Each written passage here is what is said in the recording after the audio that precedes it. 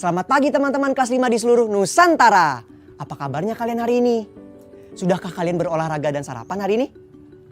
Jika sudah, berarti kalian sudah siap untuk menerima pelajaran hari ini. Seperti biasa, sebelum pelajaran dimulai, jangan lupa betul berdoa agar ilmu yang diberikan bisa berguna dan bermanfaat buat kalian semua.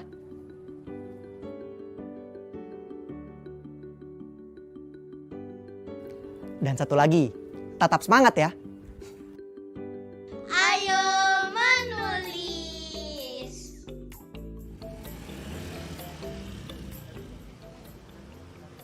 Mana nih? Gak datang. Kamu tulis alamatnya bener kan, Al? Bener kok. Tadi pantesan aja dibatalin sama sopirnya.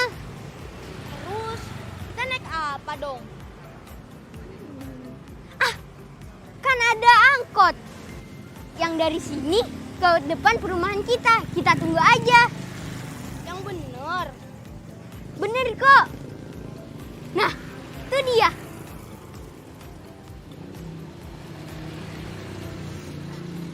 Bang, lewat perumahan Grisa Asri nggak? Oh iya, lewat.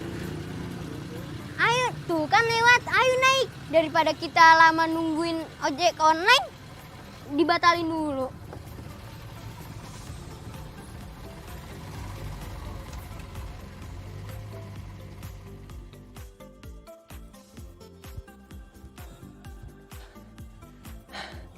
Arfi dan Rido beruntung ya, depan gerbang mereka dilewati oleh angkot. Jadi mereka punya alat transportasi selain ojek online. Nah teman-teman, kalian masih ingat dengan proyek komik kita kan?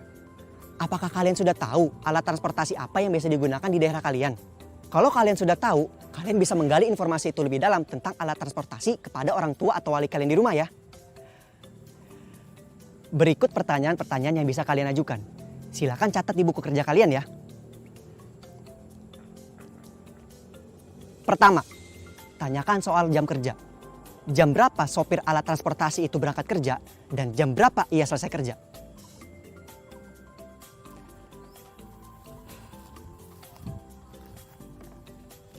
Lalu, pertanyaan kedua, jam berapa ia istirahat?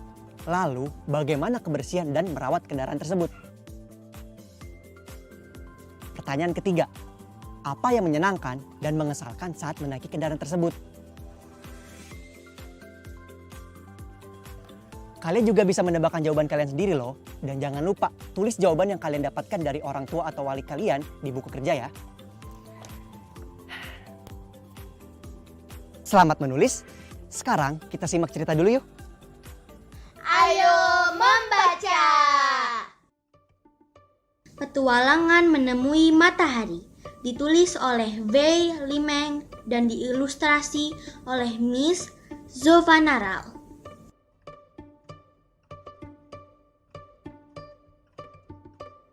Srepov tinggal di sebuah pabrik karet besar. Di dekat pabrik, matahari berhenti bersinar.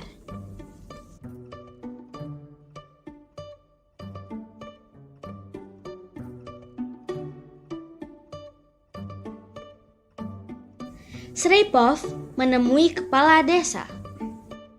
Aku mau membangun mesin terbang agar bisa pergi ke matahari dan mencari tahu mengapa ia tidak bersinar lagi. Namun, Pak Kepala Desa tidak mendengarkan Srepov.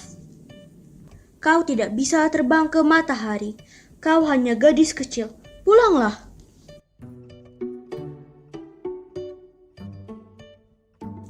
Stray Puff pergi ke puncak gunung di dekat desanya dan memandang hamparan desa yang gelap. Matahari, teriaknya dengan lantang. Kita akan segera bertemu.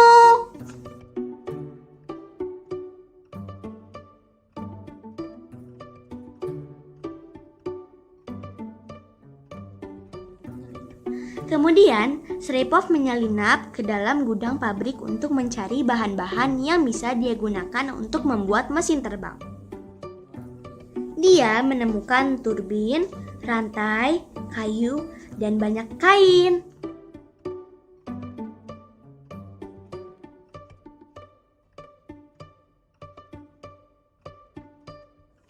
Stray Puff bekerja untuk membuat mesinnya.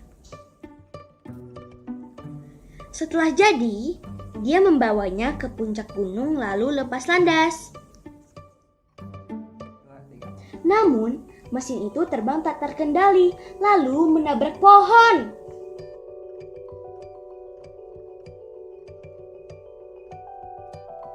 Stray Puff tidak mau menyerah, jadi dia membuat mesin lagi.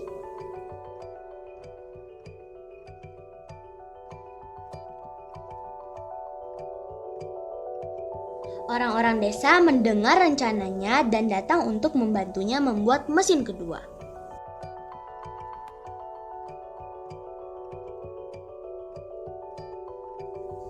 Bahkan kepala desa pun terkesan. Terimalah baju dan helm ini untuk melindungimu dari panas. Matahari sangat terik.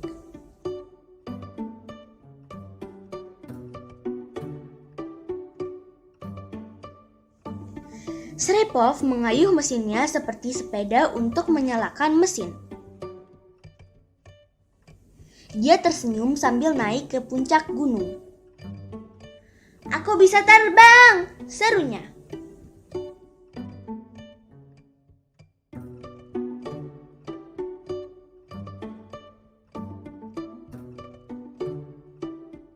Stray Puff terbang hingga ke matahari. "Halo matahari," sapanya.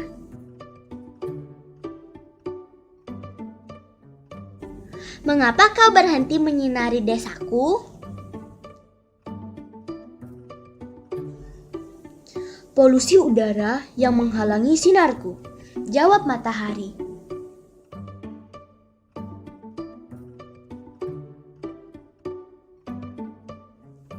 "Ah, terima kasih matahari. Aku akan memberitahu semua orang dan kami akan bekerja bersama untuk memecahkan masalah ini."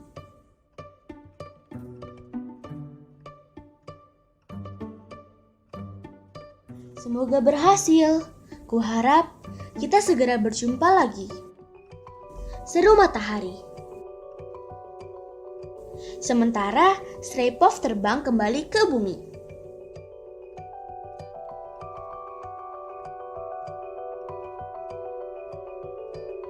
Stray Puff kembali ke desanya dan memberitahukan apa yang ia ketahui. "Kita harus berhenti mencemari udara dengan asap dari pabrik. Jika kita menanam lebih banyak pohon, pepohonan itu akan membantu membersihkan udara."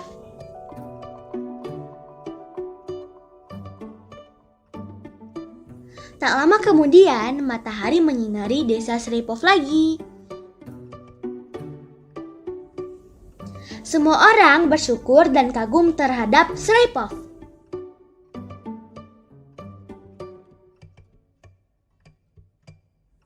Sekarang Stray Puff membuat pesawat lain.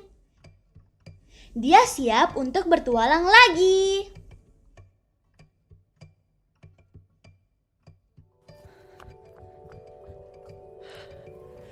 Cerita tentang Stray Puff tadi sangat inspiratif ya teman-teman.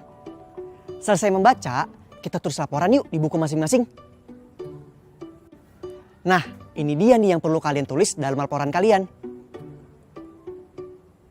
Yang perlu kalian tulis adalah judul, pengarang, isi cerita tentang apa, bagian cerita apa yang paling kalian sukai, alasan mengapa kalian menyukai cerita itu, bagian mana yang pengen kalian ubah, dan alasan mengapa kalian ingin mengubah cerita tersebut. Selamat menulis ya teman-teman, tetap semangat!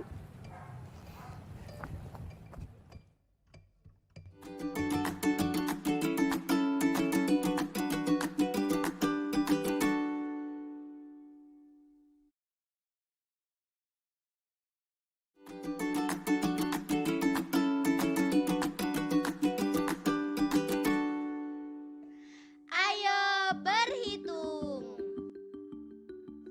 Perhatikan gambar berikut ini.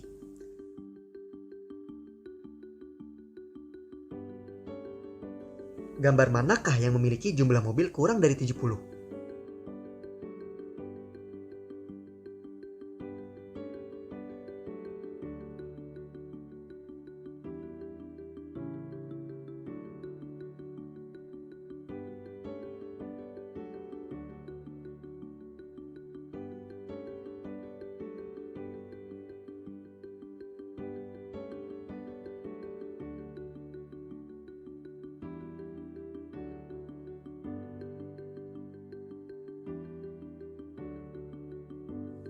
Teman-teman masih ingat kan bagaimana cara mudah menghitungnya? Betul, kalikan jumlah mobil yang ada dalam deret berbanjar dengan deret melintang. Nah, jadi jumlah mobil yang kurang dari 70 ada pada gambar berapa?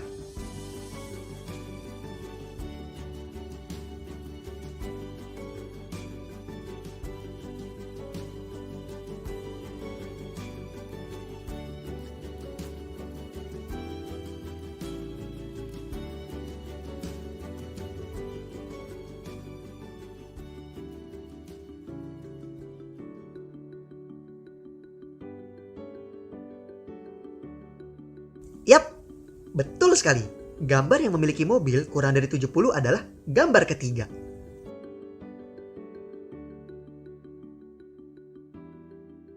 Ayo menyimak.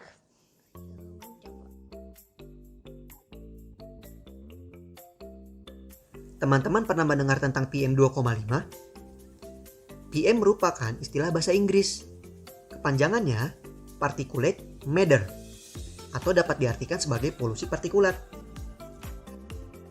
PM adalah zat mikroskopis sangat berbahaya yang terbentuk karena emisi asap kendaraan bermotor, pabrik, dan lainnya yang berbentuk cairan dan mengambang di udara. Salah satu ukuran PM yang memberikan dampak langsung berbahaya bagi manusia adalah PM 2,5 yang berukuran 2,5 mikrometer. Polusi PM 2,5 saat ini dijadikan standar polusi udara di kota-kota besar. Menurut Badan Meteorologi, Klimatologi, dan Geofisika, terdapat nilai ambang batas atau NAB dari PM 2,5 yang menjadi acuan. Batas konsentrasi polusi udara yang diperbolehkan adalah NAB PM 2,5 sama dengan 65 mg per meter kubik.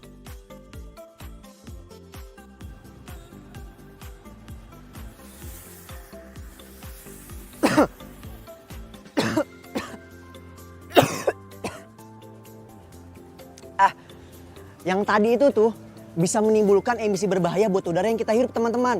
Jadi jika kalian punya kendaraan, jangan lupa ingatkan ayah atau ibu kalian untuk men-service rutin kendaraan kalian supaya tetap pada standar emisinya ya. Ayo mencoba. Perhatikan gambar-gambar berikut ini. Tanyakanlah kepada ayah, ibu, paman, bibi, atau kakek dan nenek kalian. Apa saja alat transportasi yang digunakan pada zaman dulu atau sekarang?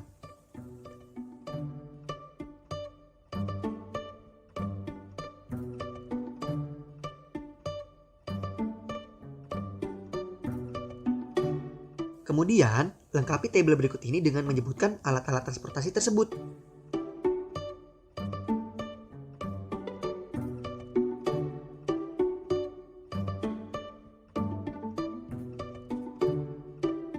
Silahkan tulis jawabannya di buku kalian masing-masing ya teman-teman. Nah, setelah itu, berdasarkan tabel tadi dan berdiskusi dengan keluarga kalian, cobalah lengkapi tabel berikut ini.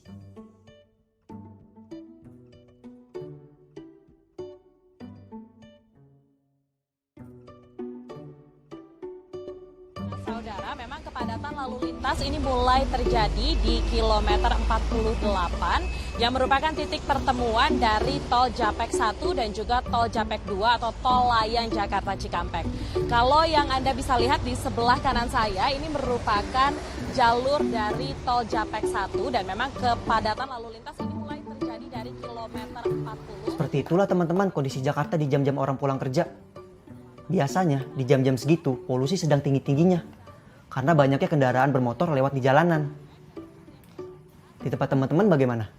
Mudah-mudahan tidak semacet Jakarta ya.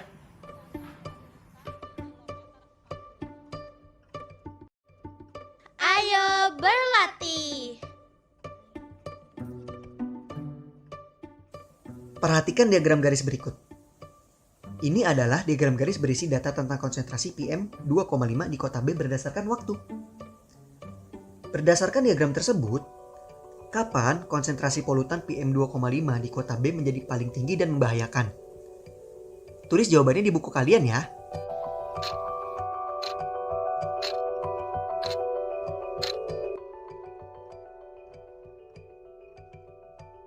Sudah mendapatkan jawabannya? Betul. Konsentrasi polutan PM 2,5 di kota B paling tinggi adalah di jam 18.00.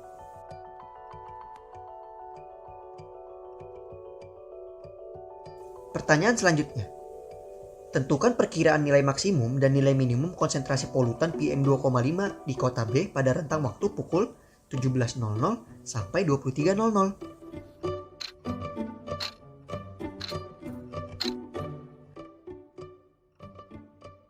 Sudah?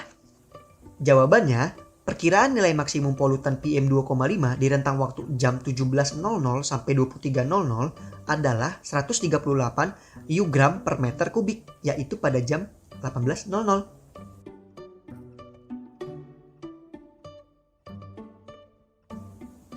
Kemudian, nilai minimum polutan PM 2,5 di rentang waktu jam 17.00 sampai 23.00 adalah 30 U-gram per meter kubik, yaitu pada jam 21.00.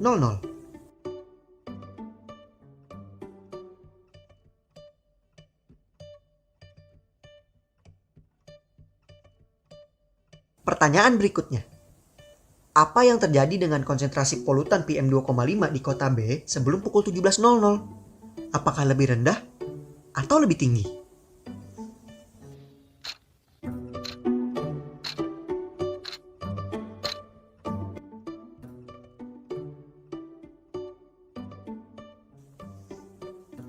Tepat, jawabannya lebih rendah.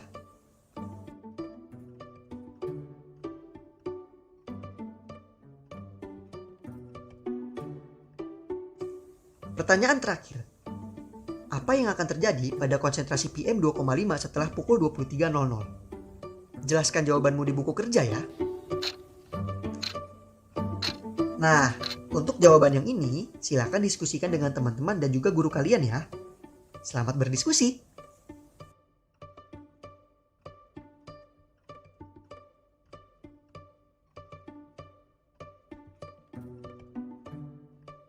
Proyek kreatif minggu ini. Ini dia proyek komik yang Kak Agung sudah buat minggu ini. Proyek komik teman-teman apakah sudah selesai? Jika sudah selesai, coba bisakah kalian mengingat langkah-langkah membuat komik?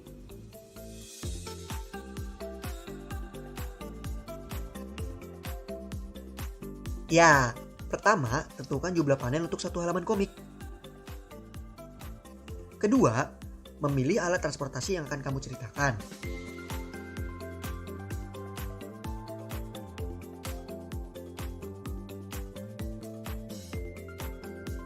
Ketiga, gunakan data pendukung untuk menguatkan komik kita.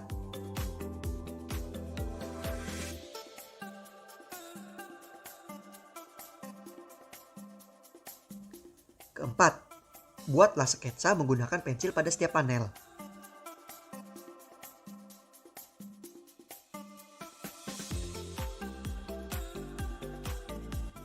Kelima, menebalkan sketsa dan mewarnainya. Terakhir, tambahkan balon percakapan.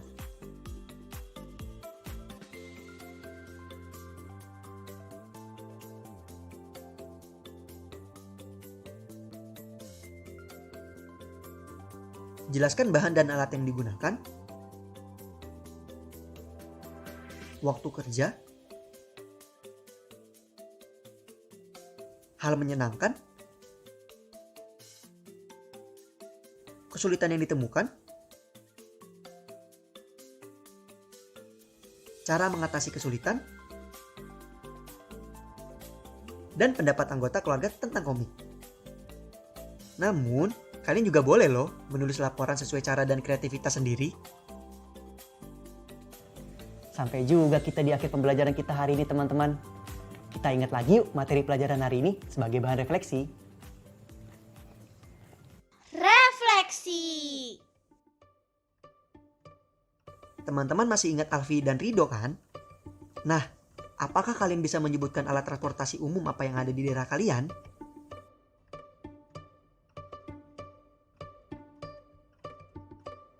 Kemudian, cerita tentang anak yang mengejar matahari. Kalian masih ingat? Dalam cerita itu, mengapa dia tidak bisa melihat matahari?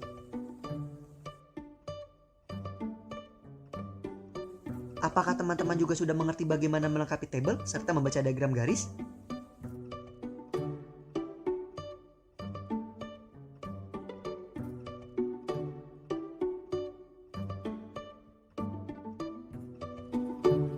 Selesai sudah pembelajaran kita hari ini.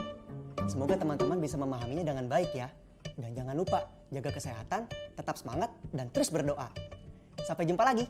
Dadah!